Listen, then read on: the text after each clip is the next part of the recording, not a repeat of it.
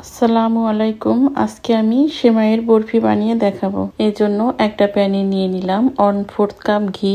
এর সাথে অ্যাড করব কাজু বাদাম আর কাঠবাদাম।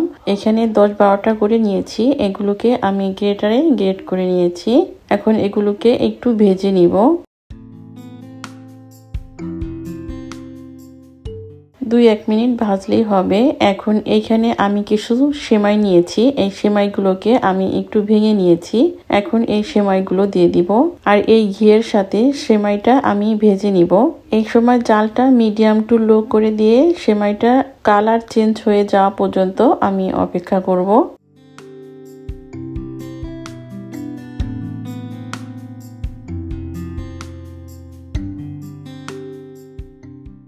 হয়ে গেছে। এখন আমি দিয়ে দিব কোকোনাট 1/4 কাপ পরিমাণ। এখন এটাকে আমি সেমাইয়ের সাথে ভেজে নিব।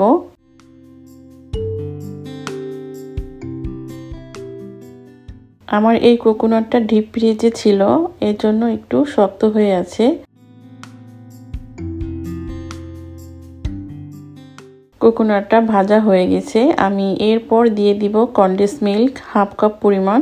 এখন এই কনডেন্স মিল্কটা আমি সেমাইয়ের সাথে ভালোভাবে মিশিয়ে নিব।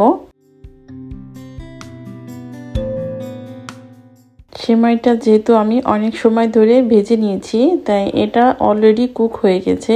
এখন আমি অপেক্ষা করব প্যানে থেকে সেমাইটা গাছ ছেড়ে আসা পর্যন্ত। লাস্ট পর্যায়ে আমি দিয়ে দিব 2 টেবিল চামচ পাউডার মিল্ক। এবার এই মিল্কটাকেও আমি সেমাইয়ের সাথে ভালোভাবে মিশিয়ে নিব।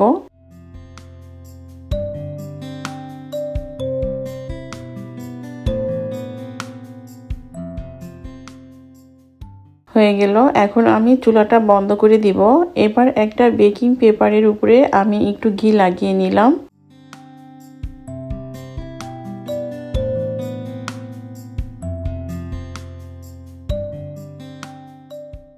এবার এই সেমাইটা ঢেলে দিব এবং আর একটা বেকিং পেপার উপরে দিয়ে দিব। আমার সবগুলো বরফির সাইজ যেন সমান হয়, এজন্য আমি একটু রোলিং পিন দিয়ে বেলে নিব। এখানে আমি বরফির শেপ দেওয়ার জন্য কয়েকটি কাটার নিয়ে নিয়েছি।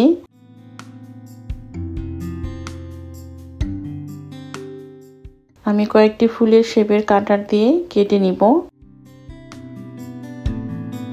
একঘেয়েমি সেমাই খেতে খেতে বোর হয়ে গেলে এটা অবশ্যই ট্রাই করবেন। ইনশাল্লাহ সকলের ভালো লাগবে। আর বরফির শেপ দেওয়ার কাজটা অবশ্যই গরম অবস্থায় করতে হবে, তা না হলে শক্ত হয়ে যাবে।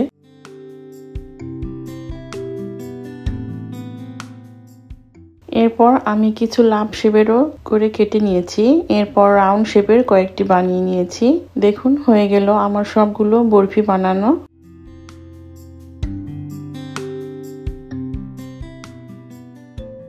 আজকে এ পর্যন্তই। ফিরে আসবো আবার নতুন কোনো রেসিপি নিয়ে ইনশাল্লাহ।